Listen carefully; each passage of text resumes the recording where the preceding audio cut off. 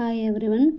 ಈ ವಿಡಿಯೋದಲ್ಲಿ same month same date but different year ಕೊಟ್ಟಾಗ ಡೇ ಹೇಗೆ ಕಂಡುಹಿಡಿಯುವುದು ಎನ್ನುವುದರ ಬಗ್ಗೆ ಚರ್ಚೆ ಮಾಡೋಣ.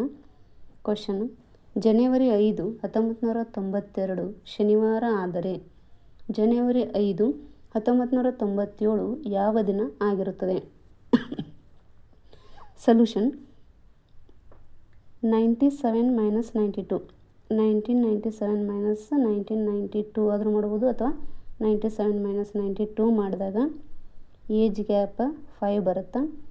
ಸೊ ಅಪ್ ಟು ಫ್ರಾಮ್ 1992ರಿಂದ 1997ರವರೆಗೂ ನಮಗೆ ಇಲ್ಲಿ 2 ಲೀಪ್ ಇಯರ್ ಸಿಗುತ್ತವೆ. ಒಂದು 1992, ಇದು ಒಂದು ಲೀಪ್ ಇಯರ್. 93 ಅಲ್ಲ, 94 ಅಲ್ಲ, 95 ಅಲ್ಲ, 96 ಕೂಡ ಲೀಪ್ ಇಯರ್. ಸೊ ನಾವು ಈ 5ಕ್ಕೆ 2 ಸೇರಿಸಬೇಕು. 5 + 2 ಮಾಡಿದಾಗ 7 ಬರುತ್ತೆ. ಸೊ ಶನಿವಾರದಲ್ಲಿ +7 ಮಾಡಬೇಕು. +7 ಅಂದರೂ ಒಂದೇ, +0 ಅಂದರೂ ಒಂದೇ, ಅಂದರೆ ಸೇಮ್ ಡೇ ಬರುತ್ತೆ. ಸೊ ಶನಿವಾರ +7 ಮಾಡಿದಾಗ ಸೇಮ್ ಡೇ ಬರುತ್ತೆ. ಸೊ ಇಲ್ಲಿ +0 ಅಥವಾ ಸೇಮ್ ಶನಿವಾರ ಅಂತ ಬರಿಬೋದು. ಸೊ ಆನ್ಸರ್ ಏನಾಗಿರುತ್ತೆ? ಶನಿವಾರ ಆಗಿರುತ್ತೆ.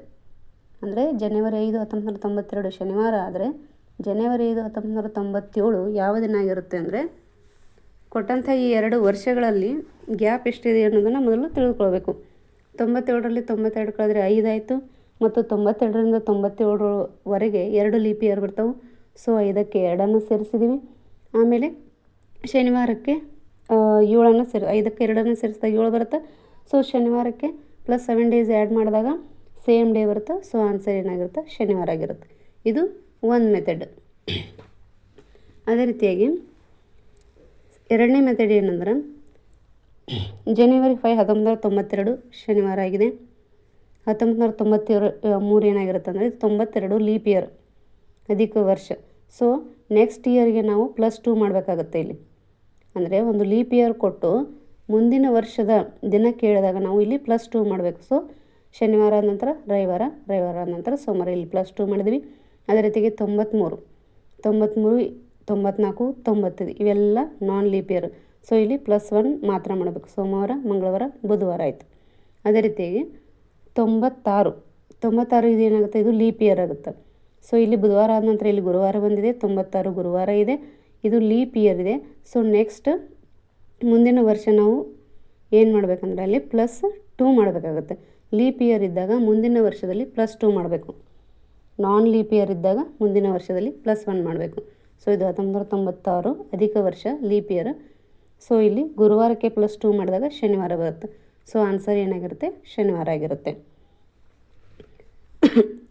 ನೋಟ್ ಏನಂದರೆ, ಸಾಮಾನ್ಯ ವರ್ಷ ನಾನ್ ಲೀಪ್ ಇಯರ್ ಇದ್ದಾಗ ಕೊಟ್ಟಂತಹ ದಿನಕ್ಕೆ ನಾವೇನು ಮಾಡಬೇಕು? +1 ಮಾಡಬೇಕು. ಯಾವಾಗ? ಮುಂದಿನ ವರ್ಷದಲ್ಲಿ ಕೇಳಿದಾಗ. ಅದೇ ರೀತಿಯಾಗಿ ಲೀಪ್ ಇಯರ್ ಅಥವಾ ಅಧಿಕ ವರ್ಷ ಇದ್ದಾಗ ಕೊಟ್ಟಂತಹ ಅಥವಾ ಬಂದಂತಹ ದಿನಕ್ಕೆ ನಾವೇನು ಮಾಡಬೇಕು? +2 ಮಾಡಬೇಕು. ಇದು ಯಾವಾಗ ಅನ್ವಯಿಸುತ್ತೆ? ಮುಂದಿನ ವರ್ಷದಲ್ಲಿ ಕೇಳಿದಾಗ ಮಾತ್ರ ಇದು ಅನ್ವಯಿಸುತ್ತೆ.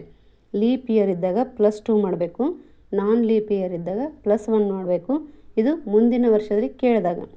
ಅದೇ ರೀತಿಯಾಗಿ ಹಿಂದಿನ ವರ್ಷ ಕೇಳಿದರು, ನಾನ್ ಲೀಪ್ ಇಯರ್ ಇತ್ತು.